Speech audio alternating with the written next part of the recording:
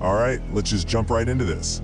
Welcome to our latest explainer, where we're unpacking a classified Foundation file that perfectly merges cold, bureaucratic containment with the pure, untamed awe of a prehistoric nature documentary. If you've ever been fascinated by the strange intersection of history, biology, and the anomalous, well, you are definitely in the right place. I want you to really think about this question for a second. What if the greatest beasts in Earth's history never truly left us? Because today, we're uncovering a bizarre reality where the ancient past isn't just buried under layers of rock. It's actively living, breathing, and hunting in the present day. We are talking about an anomaly that completely defies the fossil record and challenges literally everything we think we know about extinction. 50 square kilometers. Just picture that massive scale. That is the exact footprint of an irregularly shaped, heavily guarded zone hidden deep within the Democratic Republic of the Congo, spilling just slightly over the border into the neighboring Republic of the Congo. It's this vast swath of incredibly dense jungle, mostly uninhabited, except for a few scattered tribal villages. And hidden right inside this green expanse, a thriving, entirely enclosed Mesozoic ecosystem. Okay, moving on to Section 1, Containment Protocols. So how exactly do you keep a 50 square kilometer prehistoric terrarium a total secret from the modern world? Well, the Foundation's first layer of defense is basically hiding in plain sight. They use a front company called the Safe and Clean Planet Initiative to publicly maintain the area as a standard wildlife preserve. But if civilians actually do manage to wander through, the protocol gets extremely aggressive. Any travelers in the area receive Class D anterograde amnestics, meaning they literally cannot form new memories of the beasts they encounter. Now, if direct contact actually happens, it's straight to Class A retrograde amnestics and implanted false memories. Finally, they actively manage the biology inside, carefully harvesting dinosaur eggs every 6 months for incubation and study. It's about total absolute control. Let's look at Section 2, Rules of the Prehistoric Zone. Now you might be wondering why the Foundation hasn't just built a massive concrete wall around this place. The truth is, they really don't have to. The anomaly actually polices itself through what researchers call the boundary effect. Basically, if one of these Mesozoic animals crosses the border, they instantly dematerialize, only to reappear heavily sedated within a 3-kilometer radius back inside the zone. They are completely geographically locked by an invisible force. Even if a local hunter tries to smuggle out dinosaur meat or eggs, the exact moment they hit the border, the organic matter simply vanishes into thin air. And you know, it gets even stranger. The zone operates with these predictable, almost system-like demographics. The creatures here don't just breed naturally, they actually spontaneously spawn in groups of 5 right around every 30 days. It's basically an active generation engine. The anomaly specifically selects species that would fit the modern Congo climate, heavily favoring the Cretaceous and Jurassic periods. And perhaps the most surprising part? These instances are naturally docile towards humans. The Foundation has only ever recorded 3 fatalities, and every single one was due to accidental provocation, not active hunting. This whole ecosystem completely flips the script on what pop culture has taught us to expect. Those famous North American titans you see in Hollywood movies, your Tyrannosaurus rex, your Brachiosaurus, they are entirely missing from this zone. Instead, the anomaly heavily favors non-American species like the Spinosaurus and the Kentrosaurus, boasting a massive 5-to-1 ratio. It is a highly localized, very specific prehistoric roster. Moving to Section 3, Myths, Monsters, and Folklore. I absolutely love this next detail. For a long time, the Foundation thought they were the only ones observing this phenomenon, right? But the local tribes living near the perimeter have actually known about these beasts for generations. During an interview, a Mboshi villager described creatures they call Mokele-mbembe and Bielu. They talk about a beast so massive it can literally block rivers and make lakes rise, and another one with distinct wooden-like planks on its back.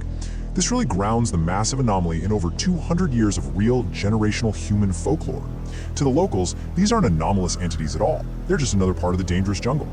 So this generational knowledge actually led to a pretty massive biological correction for the Foundation. A scientist, Dr. Wells, showed the villagers these classic, textbook illustrations of a Camarasaurus and a Kentrosaurus, totally assuming he was just validating their local myths. But the villagers looked at the drawings and immediately pointed out a major biological inaccuracy. The Foundation scientists thought they knew exactly what these creatures looked like, but the locals, well, they knew much better. The villager just flat out stated it. These do not have feathers. They explained that while the shapes in the drawings were right, the real animals actually roaming the Congo were heavily feathered, almost like giant flightless birds. This is a stunning revelation that completely shatters the old, scaly reptilian bias of older paleontology and it perfectly sets the stage for the hyper-realistic biology that researchers actually observed inside the anomaly. Section 4. True nature of the beasts. Okay, let's look at the actual field notes here, because they basically read like a surreal, big-budget nature documentary. Take the Kentrosaurus, for example.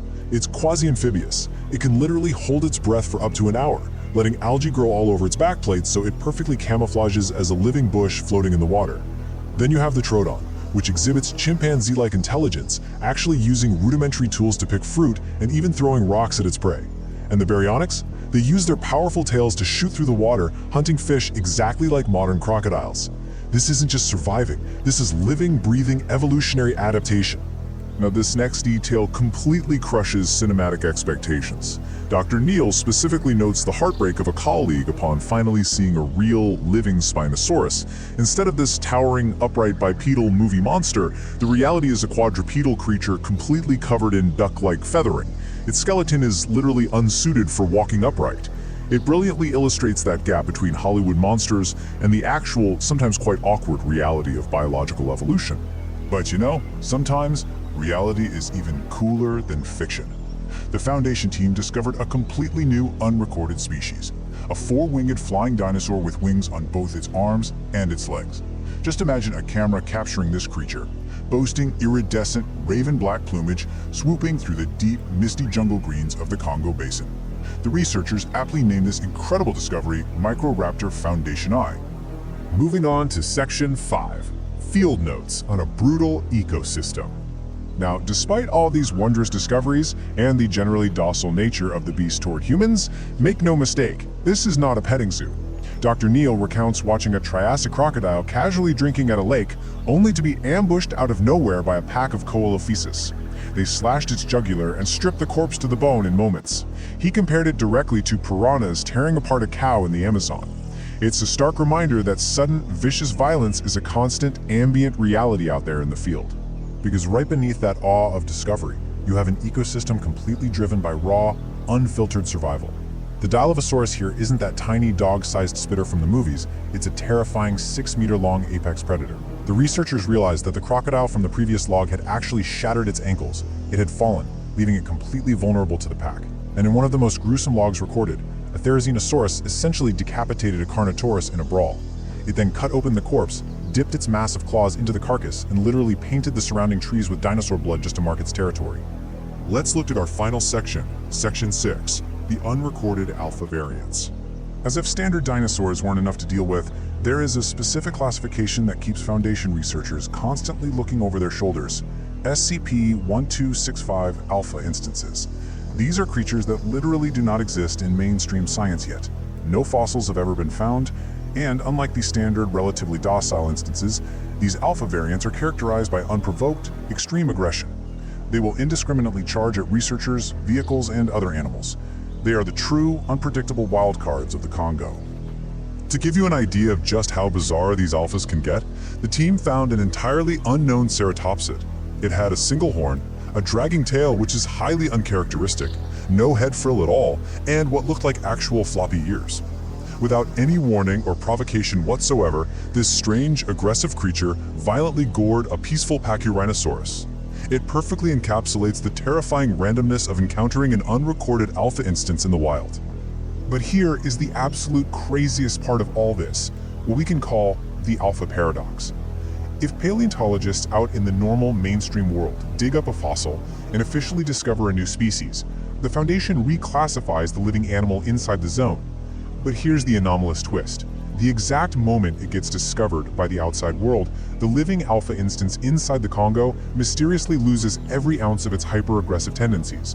It strongly suggests that the very act of humanity knowing about a creature somehow forces it to calm down and obey the standard rules of the anomaly. It is just a staggering concept to wrap your head around. The anomaly is essentially acting like a waiting room for undiscovered species, lashing out with violent aggression until the rest of the world finally catches up to their existence. As we wrap up this explainer, I want to leave you with a final, slightly chilling thought to consider. What other, undocumented, highly aggressive titans are currently spawning, hunting, and hiding out there in the dense 50-square-kilometer mist of the Congo Basin? And what's going to happen when we finally find their bones? Thank you so much for exploring this with us. Keep your eyes open and keep questioning what you know. This concludes today's briefing. If you wish to maintain your current clearance level and ensure continued access to the Versarian database, a subscription to this channel is mandatory. Secure your connection by leaving a like on this file, and log your requests in the comments section below to dictate which anomaly we unseal next.